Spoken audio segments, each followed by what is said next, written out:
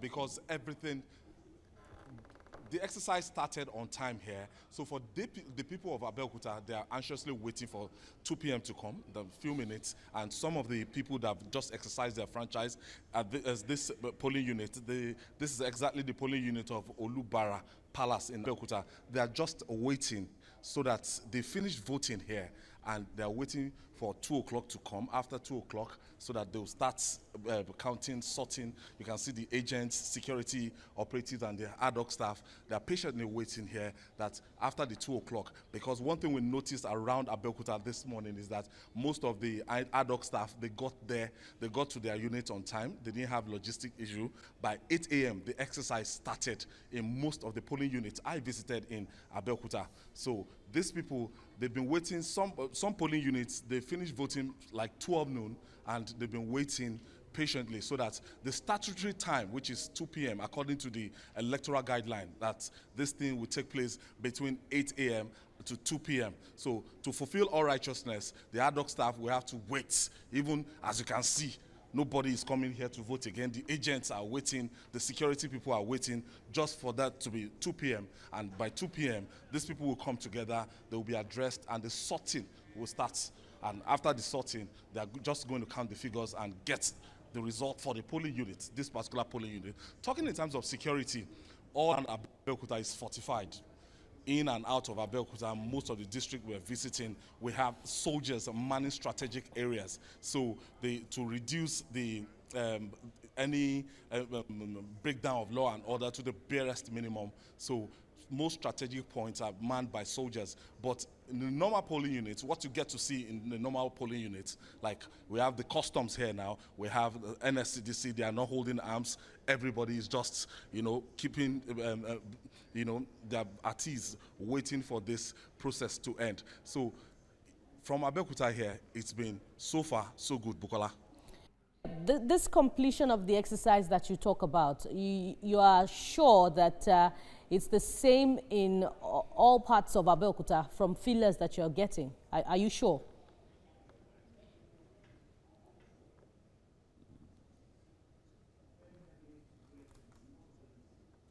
Hello, Ayo.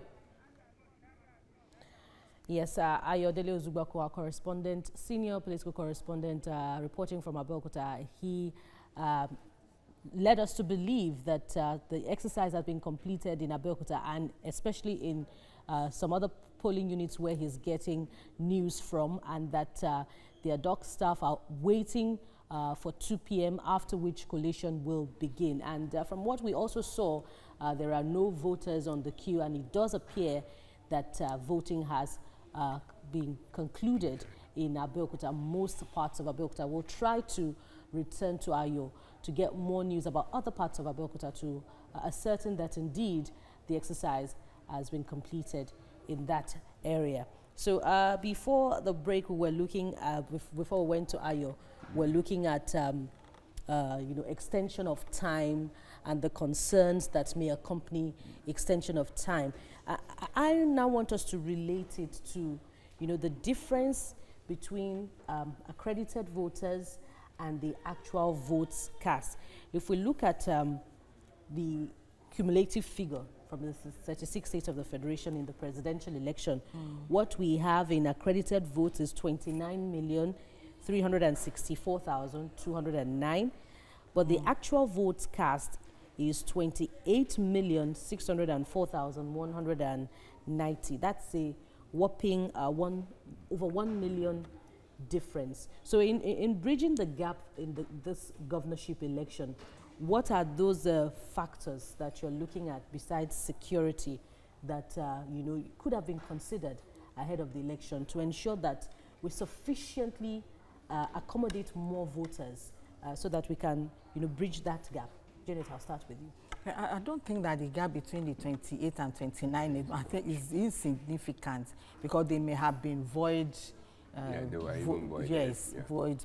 A lot of people, votes. yes, voided votes. Many of them may not have known who to where to yes, because the list was so endless and the logos were confusing. So maybe yeah, that. but if I were a party agent, that would be a serious concern to me, don't you think? Yes, but many of them were not educated to or enlightened enough. They didn't have the information that this is my logo, this is a party, except for people who say my own is first or my own in last. That's the only one that is very apparent and easy to know. So coming back to your question about how can we boost the voters' turnout.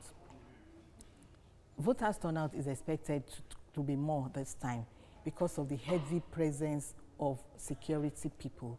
Although some people have argued that it could be, there is a disadvantage and disadvantage, that the heavy presence of security people could create a disenfranchising environment for some people. But I think those that may be affected are those who are going there to cause trouble. Absolutely. But it will create an enfranchising environment for those who want to genuinely want to go and vote peacefully and leave the place. They also said that it could also be a disincentive for some of the voters. Again, must be for the troublemakers. But it's an incentive for those who want to go and vote in a peaceful environment. I watched what the polling booth where Ayo was reporting from, and I wished we could replicate it all over. Look at the peace. The voting is over and they are just patiently waiting, maturely waiting for the counting to start. And then the results will be announced. And so that is the purpose of this heavy presence. And in Borno State yesterday, the police commissioner came out to say, there is a curfew 6:30 p.m. to 10 p.m. today. That's always the case in Borno. And he said there shall be no movement, vehicular movement, no cattle, no donkey, no horse, no even bicycle. You cannot use bicycle to cross anywhere.